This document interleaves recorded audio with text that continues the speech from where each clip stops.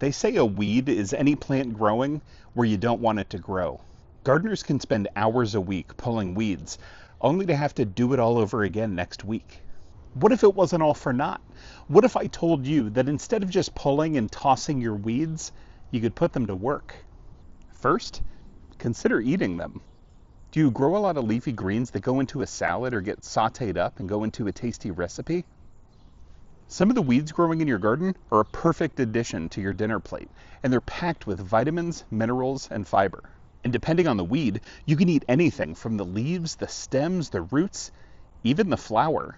Dandelions are one of the most common weeds around, growing wild on every continent but Antarctica. Their perky yellow flowers are unmistakable, as are their feathery seed heads. And nearly every part of the dandelion is edible and absolutely packed with nutrition. Early leaves can be harvested and eaten raw in salads, or sauteed up like spinach. The flowers can be eaten raw, or can be used to infuse syrups, honey, even wine. And the taproots can be peeled and roasted just like any other root vegetable, or you can dry and ground them and make tea or coffee. But avoid eating the stem as it contains a milky substance that's super bitter and not very palatable. There are plenty of other common weeds you can find in your garden that are just as versatile.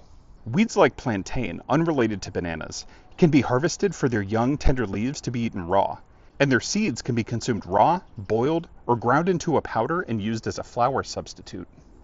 Purslane's leaves, stems, and seeds can all be eaten and have a tart, lemony flavor. Clover has tons of uses, from raw leaves in salads to using the sweet flowers in teas and baking. And this doesn't even scratch the surface of edible weeds that you can find growing in your garden. Now, this does come with a very important disclaimer. Don't just go walking around your garden, picking weeds and popping them into your mouth. Positive plant identification is an absolute must. If you're not 100% certain of the plant that you're picking, don't eat it. Because of the nutritional content in your garden's weeds, they can also be used to create a great homemade fertilizer. Weeds are packed with beneficial nutrients like nitrogen, phosphorus, potassium, and more that your garden can absolutely use. So instead of pulling them and tossing them into a yard bag for waste collection, why not extract those nutrients and use them in your garden? Just take the weeds you pulled and stuff them into a 5-gallon bucket or some other container. Then fill the bucket with water, mix up the greens a bit, pop a lid on, and let it sit to ferment for a week or two. Once enough time has passed, check the contents of the bucket. The weeds should no longer be green, and they should be nice and broken down, and the water in the bucket will be a deep, dark color. It'll also stink to high heaven.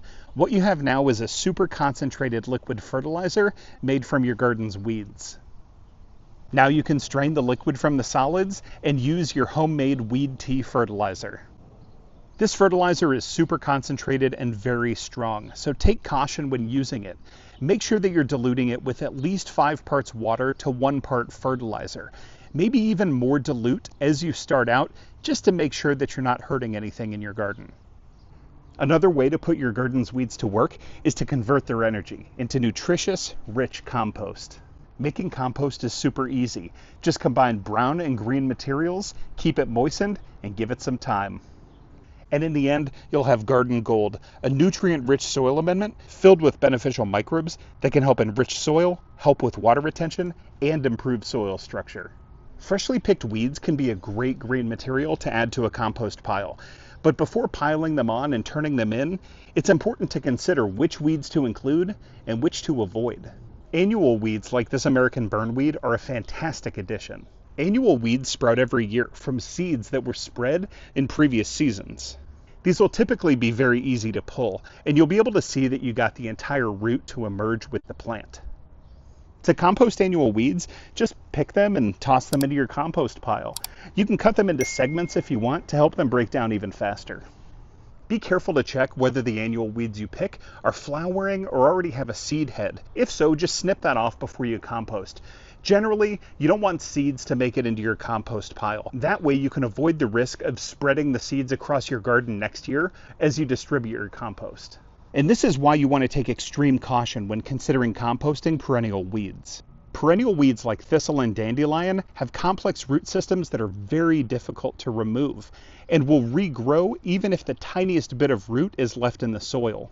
And if you compost these plants root and all, you're introducing weed roots to your compost pile, which could be very difficult to eradicate from your compost pile should it get established, and it runs the risk of spreading across your entire garden. Take the extra step of removing roots and flowers from perennial weeds before tossing them into the compost.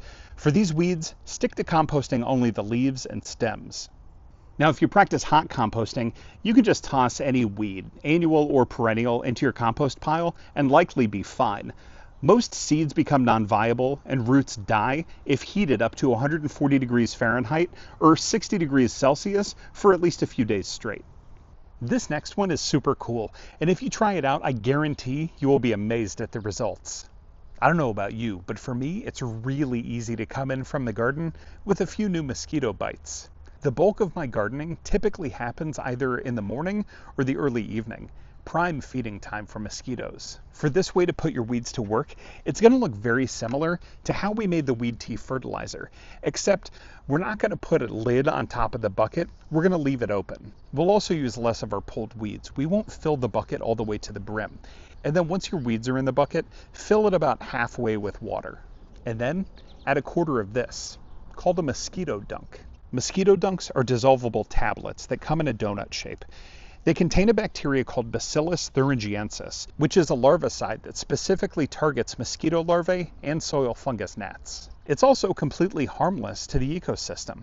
It's non-toxic to pets, humans, and other critters that might be in your garden, but it will definitely eliminate mosquitoes. Because there's standing water, to keep things extra safe, I recommend adding some chicken wire to the top of the bucket so only the mosquitoes will get in. The reason we put weeds in the bucket alongside of the Mosquito Dunk is the beauty behind this method. Have you ever been outside and noticed that mosquitoes tend to congregate around your mouth or nose? That's because they're attracted to the CO2 that you expel as you breathe. When you put weeds in the bucket with water, the weeds start to ferment and off gas. And one of those gases that they release is CO2. That CO2 attracts mosquitoes to the water. They lay eggs in the water, the larva hatches, and then the larva is dispatched by the bacteria in the Mosquito Dunk. Place the bucket somewhere out of the way in the garden, and you should notice fewer mosquitoes in about a week or two. Now, if you're worried about overflow from rain, you can always drill some holes in the side of the bucket for drainage, or you could just pour some of the water out of the bucket as it starts to fill up. It's perfectly safe for your garden. And finally, one of the easiest, and I'd say one of the most important ways that you can put weeds to work in your garden, let them grow. Now, I get it. Very few of us want weeds in our garden beds competing with the crops that we're growing. But if you have a patch in your yard that's been taken over by flowering weeds, consider leaving some to grow. I don't mind having some weeds in my garden. In fact, I have a patch of white clover that I intentionally mow around. Clover is low growing, so it's not going to get super tall and unruly. It's also absolutely bursting with life. The pollinators love it.